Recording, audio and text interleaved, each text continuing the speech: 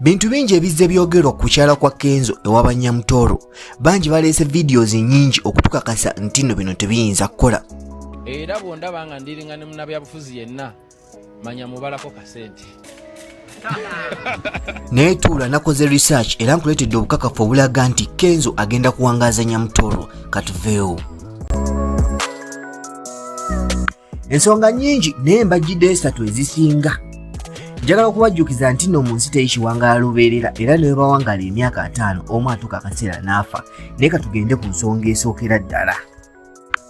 They have been good friends for a while. Nga tugamba nti nno wasa mukwano gwo so si kabina. Munnange ne Kenzo abadde mukwano gwa Nyamutooro okumala ebbanga. Wali obu video nga busatu obadde butambula emabega kaawo nga bukakasa nti nno Kenzo yalaba Nyamutooro ng'akyali ne Rema. Si nti baali beekwana naye baali bakyali. Nyamutooro already yali faani wa Kenzo ate nga Kenzo gye bakyakalireyo nga bamiitinga ka video kabalageko wano mu kalabe. Wantize mukama yangata ne Fiona nga fina lero minister bibi byamagero bya mukama byakola ki. So kiba kitegeeza nti no baali ba mikwano nga tebannaba kwewasa. Eryo etteeka erisookera ddala mu bufumbo wasa mukwano gwo so si kabina. Nti no omukwano ne gunaggwawo ogw'okwepiisha alisi bagenda sigaza bo nga ababiri. Bagenda sigaza omukwano gwo gwe bayina okuva edda nedda.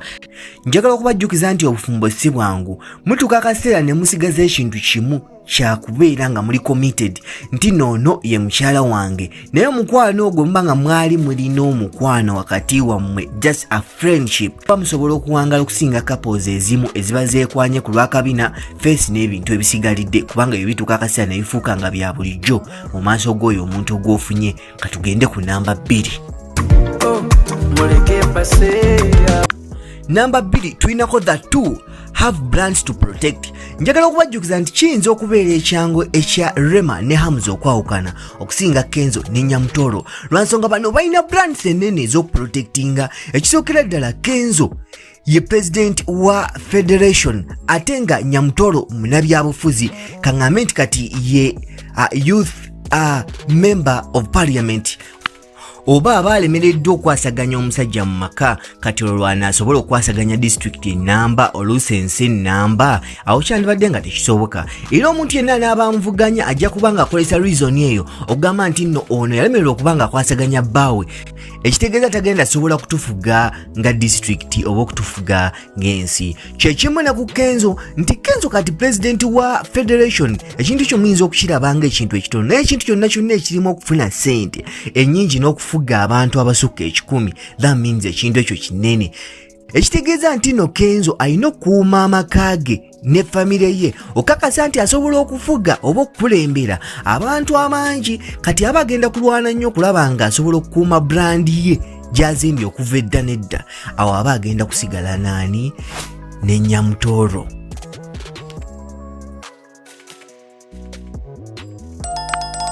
Namba 3 ate nga nsonga nkulu nnyo bano bakuumye empagi y'obufumbo ate ne bagizimba bulungi.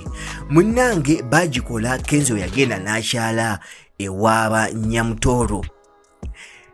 Omuntu yenna ayinza okugenda n'akyala ewaaba munne kaŋŋambe nti nno Dr. Hamza yagenda n'akyala ewaaba Rema. Wabula enjawulo yaliwo yali emu nti nno okukyala ono yagenda kweraga yatwala aba celebrities n'atwala abalala. Waliyo embaga eyabaddewo mu Nigeria embaga ya Davido ne Chioma yayise ba celebrities bangi okwetooloola ensi okuva mu Cameroon okuva mu USA okuva ne mu Nigeria ne mu Uganda abamu bagenze. Naye ate Kenzo yabadde asobola okuyita abayimbi bangi kubanga ati president wa federation that means nti nno ne yandibadde agamba bugambi nti nno buli muyimbi ayagala bangi nnyo bandibadde bagenda naye lwaki teyabayise. Ensonga eri emu. Ensonga y'okukyala kiri mu nnono era kiri mu nnono yaffe wano mu Uganda nti nno omuntu agenda n'akyala naye abantu abamuwerekerawo bamanyi wano mu Buganda abantu abawerekera omusajja tata omuvubuka nno bayinza n'omuleka naye kikulu kya byonna ye mukwano gwasinga ne jjajjaawe. Kiba kitegeeza nti nno ffe abali ebbali tebitukwatako.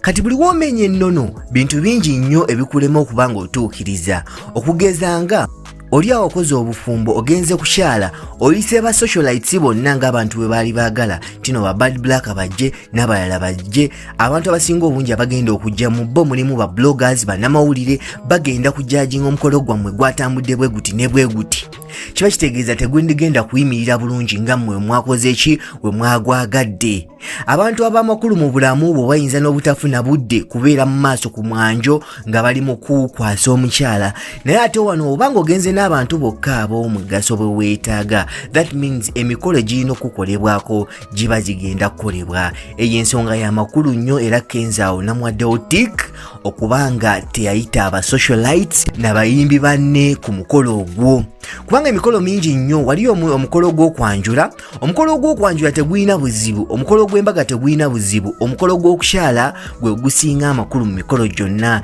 era nga anazze kuno omuntu bwe yakyalanga omukyala baamuweeranga ddala bino ebyokwanjula byonna simanyanga mba bizze luvannyuma mu mulembe gwa 1852 n'ate mu mirembe egyayita emabega tebyalingawo kusaba okyalinga video n'abantu bolowooza nti balina okumanya obubaka buno n'ekirala wano Gina Encast tuba tubaweereza all the entertainment news so teweerabira kutufollowinga kulaikinga video na kutubuulira kikyolowooza mu comment section. Bye bye.